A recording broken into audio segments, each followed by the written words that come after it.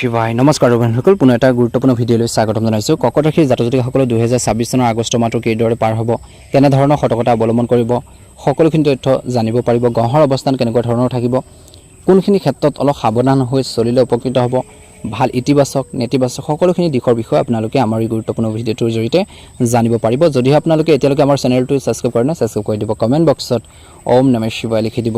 মহাদেৱৰ কৃপাত হনুমানজীৰ কৃপাত আপোনালোকৰ গোটেই মাহটো ভালদৰে পাৰ হওক, কিন্তু অলপ ৰাশি অনুসৰি কিছু সতৰ্কতা অৱলম্বন কৰাটো প্ৰয়োজন আছে। আহকচোন গুৰুত্বপূৰ্ণ ভিডিঅ'টোলৈ আগবাঢ়িছোঁ। কৰ্কট ৰাশিৰ জাতক-জাতিকাসকলে 2026 চনৰ আগষ্ট মাহটো বিশেষকৈ আপোনালোকৰ যিহেতু শাওণ মাহ অসমীয়া আৰু বিশেষ ৰক্ষাবন্ধন ৰাশি, আপোনালোকৰ স্বামী হৈছে চন্দ্ৰ, তত্ত্ব হৈছে জল, শুভ ৰং হৈছে এই মাহটোৰ বাবে বগা ৰং, সেউজীয়া ৰং, শুভ সংখ্যা হৈছে 2 আৰু শুভ আপোনালোকৰ দিন হ'ব শনিবাৰ আৰু সোমবাৰ। কেৰিয়াৰৰ দৃষ্টিকোণৰ পৰা সূৰ্য দ্বিতীয় ভাৱত আত্মবিশ্বাস আৰু কথা বতৰাৰ জৰিয়তে কেৰিয়াৰত সফলতা পোৱাৰ সম্ভাৱনা আছে। গুৰু দ্বাদশ ভাৱত বিদেশ, হস্পিটেল, ৰিচাৰ্চ বা গোপন বিভাগত কাম হ'ব, লোকৰ বাবে নতুন সুযোগ আহিব। শাওণ মাহত কঠোৰ পৰিশ্ৰম কৰিলে এই মাহটো বিশেষকৈ আপোনালোকে উপকৃত হ'ব, আগবাঢ়ি যাব পাৰিব, গতিকে ধৈৰ্য ধৰি কাম কৰিব লাগিব বুলি কৈছে। প্ৰেম আৰু বিবাহৰ ক্ষেত্ৰত শাওণ মাহত সোমবাৰ, বট আৰু শিৱ জলাভিষেক মনোকামনা কৰিব বুলি কৈছে। মনোকামনা পূৰণৰ বাবে অতি ফলদায়ক হ'ব।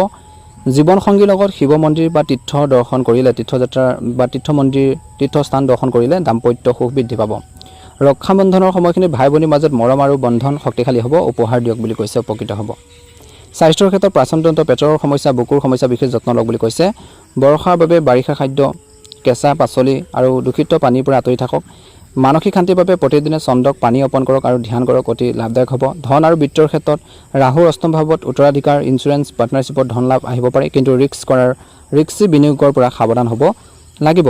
আগষ্ট মাহত ডাঙৰ আৰ্থিক সিদ্ধান্ত বিশেষকৈ নল'ব, ছেভিং বঢ়াওক। শনি নৱম ভাৱত ধৰ্মীয় আৰু সামাজিক কামত খৰচ কৰিলে ভাগ্য শক্তিশালী হ'ব। এই মাহটোত জ্যোতিষৰ কিছু উপায়: সোমবাৰে শিৱজীক অৰ্থাৎ মহাদেৱক জলাভিষেক আৰু বেলপাত অৰ্পণ কৰক। বগা ৰঙৰ কাপোৰ পিন্ধক আৰু চন্দনৰ তিলক লগাওক। এই মাহত ই চন্দ্ৰক শক্তিশালী কৰে। সোমবাৰে বিশেষকৈ আপোনালোকে মহাদেৱক পূজা কৰিবলৈ নাপাহৰিব। প্ৰতিদিনে পুৱা তামৰ লোটাৰে চন্দ্ৰক পানী অৰ্পণ কৰক। মাতৃ সেৱা আৰু আশীৰ্বাদ ল'লে জীৱনত শান্তি আৰু সমৃদ্ধি আহিব। ভগৱান শিৱ আৰু মা দুৰ্গাক পূজা কৰক এই মাহত।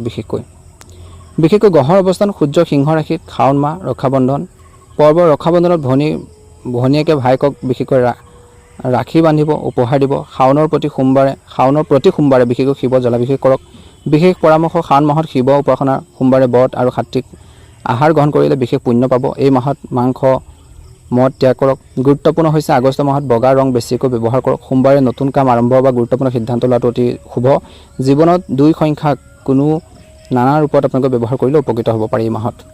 একে সময়তে কৈছে যে এই মাহত আৰ্থিক দৃষ্টিকোণৰ পৰা ৰাহুৰ অষ্টম ভাৱত উত্তৰাধিকাৰ, ইঞ্চুৰেঞ্চ, পুৰণা বিনিয়োগ বা পাৰ্টনাৰশ্বিপত পৰা ধন লাভ আহিব পাৰে বুলি কৈছে, কিন্তু ৰিস্কি ইনভেষ্টমেণ্ট নকৰিব। ডাঙৰ আৰ্থিক সিদ্ধান্ত আগষ্টলৈ আপোনালোকে তৎক্ষণাত নল'ব বুলি কৈছে।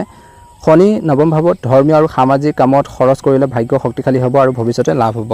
এই মাহত ছেভিঙৰ ওপৰত গুৰুত্ব দিয়ক বুলি কৈছে। ব্যৱসায় আৰু কেৰিয়াৰৰ ক্ষেত্ৰত সূৰ্য দ্বিতীয় ভাৱত আপোনালোকৰ কথা বতৰাৰ জৰিয়তে আত্মবিশ্বাস আৰু কৰ্মক্ষেত্ৰত সন্মান বৃদ্ধি। গুৰু দ্বাদশ ভাৱত বিদেশ, NGO, হস্পিটেল, আইন, ৰিচাৰ্চৰ কামত গোপন বিভাগৰ কাম কৰা লোকৰ বাবে নতুন সুযোগ আৰু পদোন্নতি। শাওণ মাহত কৰা কঠোৰ পৰিশ্ৰমৰ ফল পাব বুলি কৈছে। চৰিত্ৰ আৰু মন: আজি আপুনি বেছি আৱেগিক আৰু সংবেদনশীল আৰু বিশেষকৈ পৰিয়ালমুখী হৈ থাকিব। এই মাহত চন্দ্ৰৰ প্ৰভাৱত মন শান্ত থাকিব যদি ধ্যান কৰে। নেতিবাচক চিন্তা আঁতৰাব লাগিব। দাম্পত্য আৰু প্ৰেম জীৱনত ৰক্ষাবন্ধনৰ ভাই ভনী আপোনালোকৰ যি বন্ধন শক্তিশালী হ'ব, উপহাৰ আদান প্ৰদান কৰক বুলি কৈছে এই মাহত।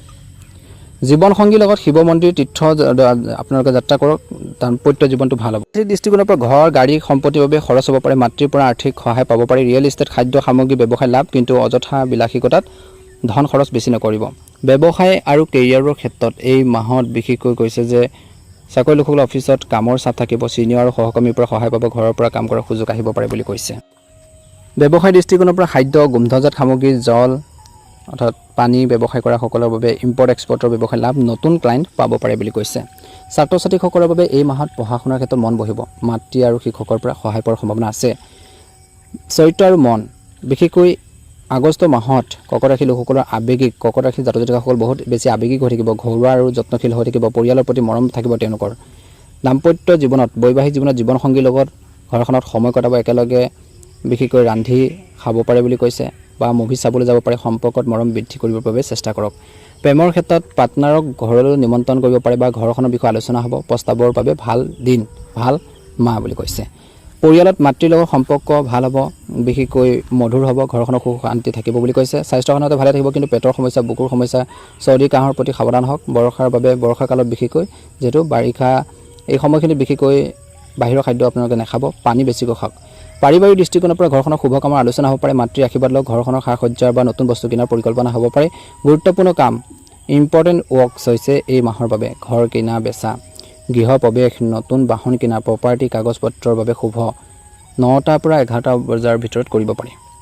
হতাশাৰ আৰু কিছু সাৱধানতাৰ, মাতৃৰ লগত কেতিয়াও কাজিয়া নকৰিব এই আগষ্ট মাহত।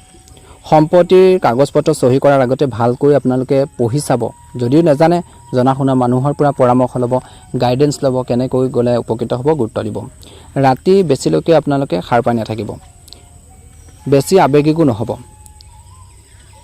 বিশেষকৈ শাওণ মাহৰ এই সময়খিনিত পুৱা সূৰ্য দেৱতাক পানী অৰ্পণ কৰক, জল অৰ্পণ কৰক, আৰু আপোনালোকে আৰু ওম ঘৃণী সূৰ্যায় নমঃ 11 বাৰ জপ কৰক। শিৱলিংগত জল আৰু বেলপাত অৰ্পণ কৰিবই কৈছে। প্ৰথমতে ঘৰখনত বিশেষকৈ চন্দন ধূপ জ্বলাওক।